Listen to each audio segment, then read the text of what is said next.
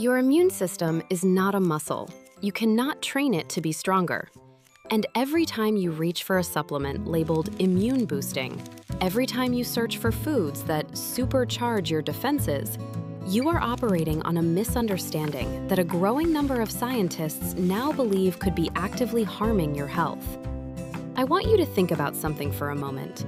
Every symptom you have ever experienced during a cold or the flu, the sore throat that makes it painful to swallow, the runny nose that won't stop, the fever that leaves you shivering under blankets, the cough that keeps you awake at night. None of these are caused by the virus itself. The virus wants nothing more than to live quietly inside your body, replicating peacefully without drawing attention to itself. It is your own immune system that causes every single one of those miserable symptoms. The sore throat is your immune cells destroying infected throat cells. The runny nose is your blood vessels becoming more porous, so immune cells can escape into the tissue. The fever is your body deliberately raising its temperature to make the virus uncomfortable. Your body is not betraying you when you get sick. It is fighting for you with everything it has. And here is the problem. When you try to boost this system, you are not making it better. You are potentially pushing it past its optimal balance point, into a state where it begins to attack things it should leave alone, including your own joints, your own thyroid, your own nervous system. Today, we are going to talk about 4 things you should do instead of boosting your immune system, based on the work of Dr. Giulia Enders, a gastroenterologist and author of the international bestseller Gut. She has spent her career studying the relationship between your digestive system and your immune defenses. And one of these 4 things, the one I have placed at number 1 on this list, is so important that getting it wrong at the wrong time could permanently damage your heart. But before we count down from 4 to 1, we need to understand where we went wrong in the first place. The entire way we talk about the immune system is built on a metaphor from the 1940s. During World War II, scientists began using the language of warfare to describe what they were seeing under their microscopes. They saw white blood cells attacking bacteria, so they called them killer cells. They saw immune cells identifying foreign invaders, so they called the process target identification and destruction. This was useful language at the time, but we have been trapped in this war metaphor for over 80 years, and it has shaped how an entire multi-billion-dollar supplement industry markets products to you. Boost your defenses, strengthen your army, arm your immune system. The reality is far more interesting and far less violent. Your immune system is not a military at war. It is more like a constant, ongoing conversation, a negotiation that never ends. At any given moment, trillions of immune cells in your body are communicating with each other, sharing information, debating whether a particular substance is friend or foe. The number of connections between these cells exceeds 150 million. More connections than some of the most advanced artificial intelligence systems on the planet. And in the vast majority of cases, the decision these cells make is not to attack.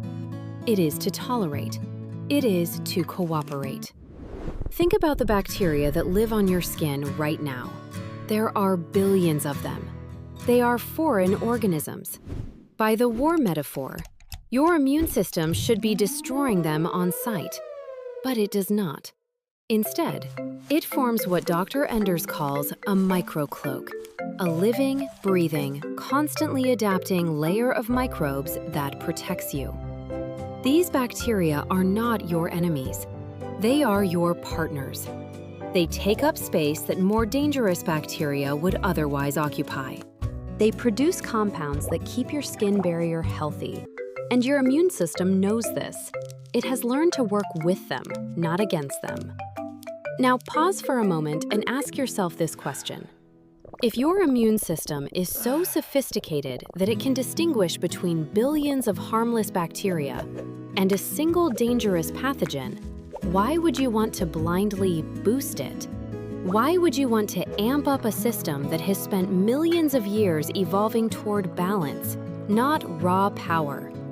The answer is, you would not. What you actually want is an immune system that is neither too weak nor too strong. You want one that responds appropriately, quickly enough to catch threats before they spread, but not so aggressively that it turns on your own body. And this brings us to thing number 4. Manage your stress. I know, every health video tells you to manage your stress, but I want you to understand the specific physical mechanism that connects your mental state to your immune defenses. Because once you understand this, you will never think about stress the same way again. Most of your immune system lives in your gut. Approximately 70 to 80% of your immune cells are stationed in and around your digestive tract. This makes sense when you think about it. Your gut is the largest surface area in your body that interacts with the outside world. Every time you eat, you are introducing foreign material into your body: food particles, bacteria, potential toxins. Your immune system needs to be right there, ready to evaluate everything that passes through. But here is what stress does. When you are under chronic stress, your body redirects blood flow away from your digestive system and toward your muscles and brain. This is the ancient fight or flight response. Your body thinks you are about to be attacked by a predator, and digesting your lunch is not a priority in that moment. The problem is that the protective mucus layer lining your gut, the physical barrier that keeps bacteria and food particles separated from your immune cells, depends on a steady supply of blood flow to maintain itself. When blood flow drops, this mucus layer thins, and when the mucus layer thins, bacteria and food particles get closer to your immune cells than they should. Your immune cells, suddenly finding themselves face to face with things they normally only see from a safe distance, start to react. They initiate inflammation. They sound the alarm. Over time, this low-grade chronic inflammation becomes the default state of your immune system. It is no longer balanced. It is slightly, persistently on edge. And a system that is always on edge is a system that is more likely to overreact when it encounters a real threat. So what can you actually do about it? Dr. Enders recommends something remarkably simple, backed by research. Twice a day, once at around noon and once at around 4 in the afternoon. Set a timer for 60 seconds and breathe slowly. That is it. 1 minute of slow, deliberate breathing. Studies have shown that just 2 minutes of slow breathing per day measurably reduces stress hormones in the bloodstream. Not 30 minutes of meditation, not an expensive retreat. 2 minutes total spread across your day. The mechanism is straightforward. Slow breathing activates your vagus nerve, which runs from your brain down to your gut. This nerve is the main highway of communication between your brain and your immune system. When you stimulate it through slow breathing, you signal to your entire body that you are safe, that there is no predator, that the mucus layer can rebuild itself. That is thing number 4. Stress management through 2 minutes of deliberate breathing. Now let us move to thing number 3, sleep. This one seems obvious. Everyone knows sleep is important. But again, I want you to understand the specific mechanism, because it is far more precise and far more fascinating than get your 8 hours. Your immune system has a daily rhythm, just like the rest of your body. And the most critical period for immune cell production happens during the first half of your night, specifically during deep sleep, also known as slow-wave sleep. During these hours, your body produces the vast majority of its new immune cells. This is not random. This is a deliberate evolutionary strategy. Deep sleep is the quietest, most metabolically stable period of your day. Your body temperature drops slightly. Your muscles are paralyzed. Your brain is in a state of synchronized, slow electrical activity. From a cellular perspective, this is the ideal moment to manufacture new cells. The environment is calm. There is minimal oxidative stress. The conditions for accurate cell division are at their peak. When you skip deep sleep, whether because you stayed up late or because your sleep was fragmented, you are forcing your body to produce immune cells during waking hours instead. And waking hours are chaotic. There is more metabolic activity, more oxidative stress, more opportunities for cell division to go wrong. This is not a theoretical concern. Long-term studies on shift workers, people who regularly work through the night and sleep during the day, show significantly elevated rates of several types of cancer. The International Agency for Research on Cancer has classified shift work that disrupts circadian rhythms as a probable carcinogen. Not because night work itself is toxic, but because it forces your body to perform critical maintenance during the wrong part of the day, like trying to repave a highway during rush hour instead of at 3 in the morning. And this ties directly back to our core principle. A tired body does not have a weakened immune system in the sense that it has fewer cells. It has an immune system that is more prone to errors, more likely to misidentify threats, more likely to overreact, less balanced. The goal is not more immune cells.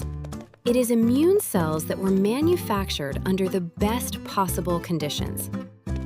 Now let us move to thing number 2. What you eat. Specifically, let us talk about sugar. Most people think of sugar as something that causes weight gain or diabetes.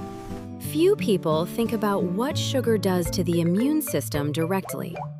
But the connection is so well documented that researchers can now trace it from a can of soda all the way to autoimmune disease. Here is how it works. Sugar is fuel, not just for you, but for your immune cells. When you consume a large amount of sugar, particularly in liquid form, like soda or sweetened juice, it enters your bloodstream rapidly. Your immune cells have insulin receptors. They detect the sudden availability of energy, and they respond the same way any well-supplied factory responds. They ramp up production. More cells, more activity, more of everything. But more is not better. The more cells your immune system produces, the more opportunities there are for something to go wrong. A cell that divides too quickly might make a copying error. A cell that is overstimulated might start reacting to things it should ignore. Over time, this increased cellular turnover, driven by repeated sugar spikes, creates a statistical risk. And the data backs this up. A 20-year prospective study found that people who regularly consumed sugar-sweetened beverages had a significantly higher risk of developing rheumatoid arthritis, a classic autoimmune disease where the immune system attacks the joints. The association was independent of other lifestyle factors. It was not about weight. It was not about exercise. It was about what repeated sugar exposure does to an immune system that is constantly being pushed to produce more than it should. So what should you eat instead? The evidence consistently points toward a Mediterranean-style dietary pattern. High in fiber, rich in healthy fats from olive oil and fish, abundant in vegetables and legumes, and low in added sugar and highly processed foods. The fiber is particularly important for your gut bacteria, which, as we discussed, are your immune system's closest partners. When gut bacteria ferment fiber, they produce short-chain fatty acids, compounds that directly signal your immune cells to remain calm and tolerant. You are not feeding just yourself when you eat vegetables. You are feeding the bacteria that keep your immune system balanced. There is one more practical takeaway on diet that I want you to remember, and it may surprise you. When you have diarrhea, Whether from food poisoning or a stomach virus, your immediate instinct is to take something to stop it. Loperamide, the active ingredient in most anti-diarrhea medications, is one of the most commonly used over-the-counter drugs in the world. But Dr. Enders makes a compelling case that you should think twice before reaching for it. Diarrhea is not just an inconvenient symptom. It is your gut's deliberate strategy to flush pathogens out of your body as quickly as possible. When you take a medication that paralyzes your intestinal muscles and stops this flushing process, you trap those pathogens inside you for longer. Research has shown that using loperamide during a gastrointestinal infection significantly increases your risk of developing post-infectious irritable bowel syndrome, a chronic condition that can persist for years. Sometimes the uncomfortable response is the correct response. Now we arrive at thing number 1, exercise. And this is the one I told you about at the beginning. The one that, if you get it wrong at the wrong time, can have consequences far beyond a longer recovery time. Let us start with why exercise is good for your immune system. When you exercise, your heart rate increases. Your blood pumps faster through your vessels. And this increased circulation physically pushes immune cells out of their reservoirs, the spleen, the lymph nodes, the bone marrow, and into the bloodstream. They circulate more rapidly. They patrol more territory. They encounter threats more quickly. Think of it like increasing the number of patrol cars on the street. The criminals are not gone, but they are far more likely to be spotted and stopped. But the more important effect happens over the long term, and it happens in your muscles. When you exercise regularly, your muscles adapt in a specific way that directly benefits your immune system. Exercise muscles produce anti-inflammatory compounds as a normal part of their recovery process. Over time, your muscles essentially train your immune system. They teach it to mount an inflammatory response when necessary, and then, critically, to shut that response down when the job is done. A sedentary person's immune system is like a car alarm that goes off every time a truck drives past. An active person's immune system is like a well-calibrated security system that can distinguish between a real threat and background noise. Now for the warning, and I need you to take this seriously. Never, ever exercise when you have an active viral infection. Not a mild cold where you feel mostly fine, but a real infection. Fever, body aches, significant fatigue. The reason is not just that you will feel worse or take longer to recover. The reason is that viruses can infect the heart muscle. When a virus enters cardiac muscle cells, it causes inflammation, a condition called myocarditis. Your immune system responds by sending more inflammatory cells to the heart to fight the virus. This is a delicate situation. If you then add the physical stress of exercise on top of this, increasing cardiac output, raising blood pressure, creating micro tears in muscle tissue that need repair, you dramatically increase the risk of permanent heart damage. In the worst cases, this can lead to sudden cardiac arrest.